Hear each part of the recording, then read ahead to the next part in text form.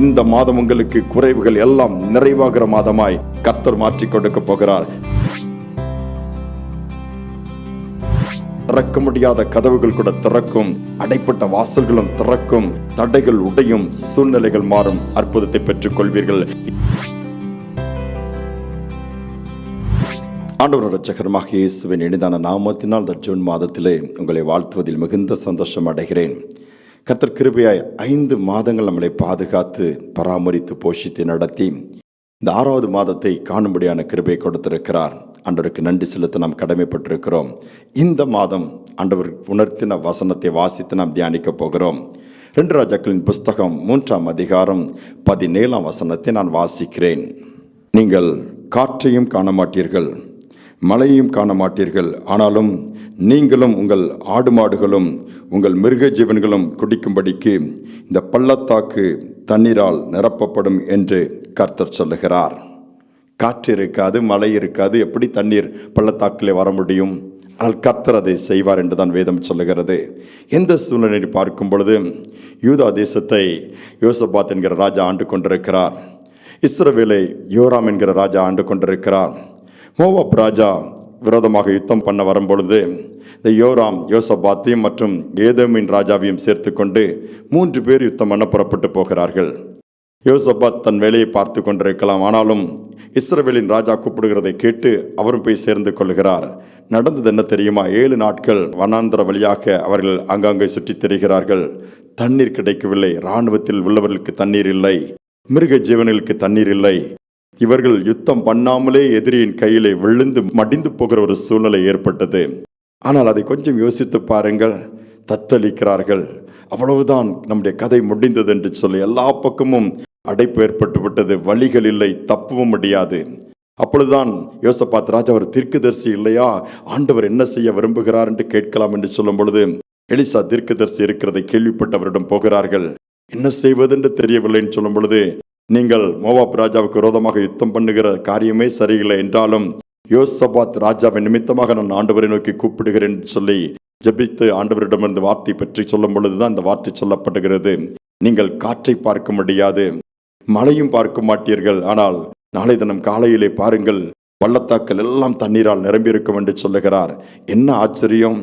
காற்று இல்லாமல், மழை இல்லாமல், மேகம் இல்லை, ஆனால் தண்ணீர் அந்த பள்ளத்தாக்கை நிரப்பிவிட்டது. ஆண்டவர் இல்லாததை இருக்கிறதாய் மாற்றுகிற தேவன். உங்கள் வாழ்க்கையில முயற்சி எடுத்து தோற்று போயிருக்கலாம், இனி அவ்வளவுதான் என்று சொல்லி ஒரு இவ்வளவு மழையை போன்ற பிரச்சனையாக இருக்கலாம், தேவைகளாக இருக்கலாம். நான் எப்படி சந்திக்க போகிறேன், எப்படி செய்ய போகிறேன், இந்த மாதத்தை நான் எப்படி ஃபேஸ் பண்ண போகிறேன், பிள்ளைகளுக்கு அடுத்த பள்ளி கட்டணம் கட்ட வேண்டும், கல்லூரியின் அதை சேர்க்க முடியாத ஃபீஸ், மற்ற நிறைய தேவைகள் இருக்கிறது, முடியவில்லை என்று சொல்லுகிற அவர்களை அன்எக்ஸ்பெக்டடா செலவுகள் வந்திருக்கலாம், ஏமாந்திருக்கலாம். தத்தளிக்கிறீர்களா? வழியே இல்லையா? ஒரு வழி இருக்கிறது, ஆண்டவருடைய சமூகம். போய் இந்த மாதத்தில் நீங்கள் தாழ்த்தி ஊக்கமாய் ஆவியானவரோடு கூட இணைந்து ஜெபிப்பீர்கள் என்று சொன்னால் திறக்க முடியாத கதவுகள் கூட திறக்கும், அடைப்பட்ட வாசல்களும் திறக்கும், தடைகள் உடையும், சூழ்நிலைகள் மாறும், அற்புதத்தை பெற்றுக் கொள்வீர்கள்.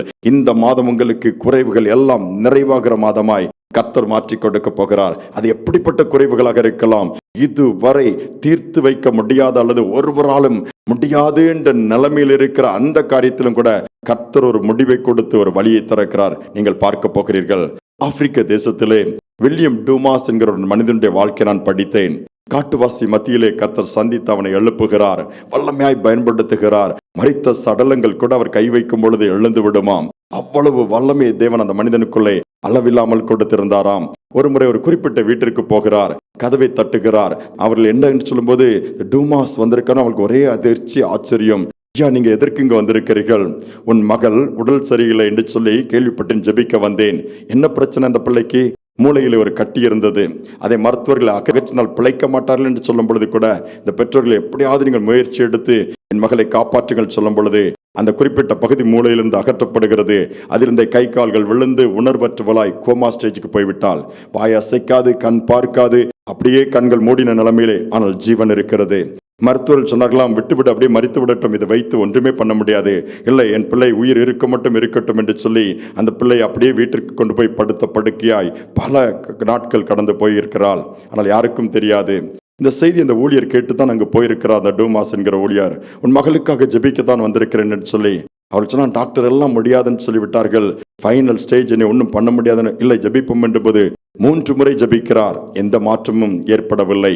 மரித்த சடலங்களை எழுப்பின அந்த மனிதன் சில நாட்கள் கழித்து நான் மீண்டும் வந்து ஜெபிக்க வருகிறேன்னு சொல்லி போய்விட்டார். இவளுக்கு ஒன்று புரியவில்லை. அதே மாதிரி சில நாட்கள் கழித்து மீண்டும் ஜெபிக்க வருகிறார். வந்தவுடனே அந்த பிள்ளை அருகே போய், மகளே நீ எழுந்திரு, குணமாகி எழுந்திரு என்று சொல்லி அன்போடு கூட ஒரு வார்த்தை பேசுகிறார். அடுத்த செகண்ட் அவள் எழுந்து நிற்கிறாள், சிரிக்கிறாள். ஒன்றும் நடவாதது போல எல்லாம் அவளுக்கு புதிதாக தெரிகிறது. அம்மா அப்பான்னு சொல்லி அவளோடு பேசுகிறாள். முற்றிலுமாய் குணமாக்கப்பட்டு விட்டாள். இவரும் போய்விட்டாள். நாட்கள் சென்றது. என்ன நடந்தது தெரியுமா? அடுத்த அந்த மகள் எப்படி இருக்கிறாள் என்று விசாரிக்கும் பொழுது அவளுக்கு திருமணமாகி இப்பொழுது குழந்தையும் பெற்றிருக்கிறாள் என்று சொன்னார்களாம். Dead, coma stage. மருத்துவம், சயின்ஸ் எல்லாம் முடியாது என்று சொல்லிவிட்டது. ஆனால் தேவன் தம்முடைய ஊழியன் மூலமாய் தமது வார்த்தையை வல்லமையை அனுப்பி எழுப்புகிறார். பாருங்கள், முடிந்து போனதை கூட அதில் திரும்ப ஒரு ஆரம்பத்தை கர்த்தர் கொடுக்க முடியும். பட்டு போனதை கூட மீண்டுமாய் துளிர்க்க முடியும். உங்கள் வாழ்க்கையிலே, குடும்பத்திலே ஏதோ ஒரு குறைவு இருக்கலாம். இது இப்படியே தான் இருக்கிறது, இனி ஒன்றும் செய்ய முடியாது என்று எல்லோரும் சொல்கிறார்களா? ஆனால் இயேசுவிடம் போவீர்கள் என்று சொன்னால் முடியும் என்று தான் சொல்லுவார். முடியாது என்கிறதை முடித்து கொடுக்கிறவர். இம்பாசிபிளா இயேசுவின் கரத்துக்கு போயிடுச்சுன்னா பாசிபிலிட்டிஸ் வந்துடும். இந்த மாதம் அதைத்தான் கர்த்தர் உங்களுக்கு செய்ய விரும்புகிறார். நம்பிக்கை விட்டு விடாதீர்கள். எதுவானாலும் சரி, சத்ததையும் உயிர்ப்பிக்கிற இயேசு நம்மோடு கூட இருக்கிறார். வனாந்தரத்தை வயல்வெளியாய் மாற்றுகிற நம்மோடு கூட இருக்கிறார். நம்பிக்கையோடு கூப்பிட்டு பாருங்கள், ஜெபித்து பாருங்கள், ஆண்டவருடைய கரத்திலே கொடுத்து பாருங்கள். நாங்கள் முயற்சி எடுத்து தோற்று போய்விட்டோம், நம்முடைய இயலாமையை ஒத்துக்கொள்வோம். எவ்வளவோ முயற்சிகள், ஆட்கள் இருக்கிறார்கள், அவர்கள் இருக்கிறான்னு சொல்லி ஒருவளை ஏமாந்திருக்கலாம், ஒருவளை தேர்விலே தோற்று போயிருக்கலாம், பிள்ளைகள் எதிர்பார்த்த மதிப்பெண் எடுக்கவில்லை என்று பெற்றோர்கள் கவலையோடு கூட இருக்கலாம், எதிர்பார்த்த கல்லூரியிலே இடம் கிடைக்கவில்லை, எதிர்பார்த்த குரூப் கிடைக்கவில்லை. Leave it. ஆசீர்வதிக்கிறவர் ஆண்டவர். அவருடைய கரத்தில் கொடுத்து பாருங்கள். காலங்கள் அவருடைய கரத்தில் இருக்கிறது. வாழ்க்கை அவருடைய கரத்தில் கொடுக்கும் பொழுது ஏற்ற நேரத்திலே உயர்த்தி வைத்து அழகு பார்ப்பார். சூழ்நிலைகளை மாற்றுவார். கண்ணீரை துடைப்பார். படுக்கை மாறும். தொடர்ந்து வருகிற பலவீனங்கள் ஆயுள் முழுவதும் இப்படித்தான் இருக்கும். அடங்கிவிட்டேன் என்று சொல்லுகிறீர்களா? எழுப்புகிற தேவன் இருக்கிறார். நிறைவை கொடுக்கிற தேவன் நம்மோடு கூட இருக்கிறார். நிறைவான தேவன் வரும் பொழுது குறைவுகள் அகன்று போகும். அந்த நம்பிக்கையோடு இந்த மாதத்தை தொடங்குவோமா? கண்களை மூடி ஜெபிக்கலாம். எங்களை அதிகமாக நேசிக்கிற அன்பின் பரலோக தகப்பனே, நீ நிறைவான தேவன் அப்பா. we know Lord you are God of perfection. பூரணத்தின் தேவன். யாருடைய வாழ்க்கையெல்லாம் குறைவோடு இருக்கிறார்களோ, நம்பிக்கை இழந்து போயிருக்கிறார்களோ, இந்த ஒரு குறைவு தான் எங்கள் வீட்டில் மாறவே இல்லை. எங்கள் குடும்பத்தில் ஒரு குறைவு இருக்கிறது. குறைவில்லாத குடும்பங்களை பார்க்கவே முடியவில்லை. யாருக்கோ பாதிப்பு, யாருக்கோ காத்திருந்த காரியங்கள் இன்னும் நிறைவேறவில்லையே என்று சொல்லி அங்கலாய்ப்போடு ஒருவர் இந்த செய்தியை கேட்க பார்க்க நேர்விடமானால் இப்பொழுது நிறைவான வல்லமை அவருடைய சரீரத்துக்குள் இறங்கட்டும். இந்த மாதத்தில் நீர் கொடுத்த வார்த்தையின்படி குறைவுகளை நிறைவாக்குவேன் சொல்லியிருக்கிறீர் அல்லவா? இயேசுவின் நாமத்தினால் ஒவ்வொருடைய குறைவுகளும் நிறைவாகட்டும். அதற்கான வழி உண்டாகட்டும் அப்பா. காற்று இல்லை, மேகம் இல்லை, மழை இல்லை, எப்படி தண்ணீர் வரும்? எது இருக்கிறதோ இல்லையோ, இயேசு இருக்கும் பொழுது தண்ணீர் என்ன எல்லாமே வந்து சேரும் அப்பா. அதை நாங்கள் விசுவாசிக்கிறோம். இந்த வார்த்தையின்படி ஒவ்வொரு குடும்பங்களிலும் பலத்த அற்புதங்கள் நடக்கட்டும், மாற்றங்கள் நடக்கட்டும், இருள் மறையட்டும், நுகங்கள் முறியட்டும், சாபத்தியடான காரியங்கள் இருக்குமானால் அது வெளியேறட்டும் அப்பா. எல்லாவற்றிலும் அற்புதம் நாம மகிமைப்படட்டும். செய்ய போவதற்காய் ஸ்தோத்திரம். நீர் மகிமைப்பட போவதற்காய் ஸ்தோத்திரம். ஒவ்வொரு நாளும் நீர் ஒவ்வொரு பிள்ளைகளோடு கூட இருந்து நீர் நடத்துவீராக, மகிமைப்படுவீராக. துதி கனமே ஏற்றுக்கொள்ளும். இயேசுவின் நாமத்தில் வேண்டிக் கொள்கிற நல்ல பிதாவே, ஆமேன், ஆமேன்.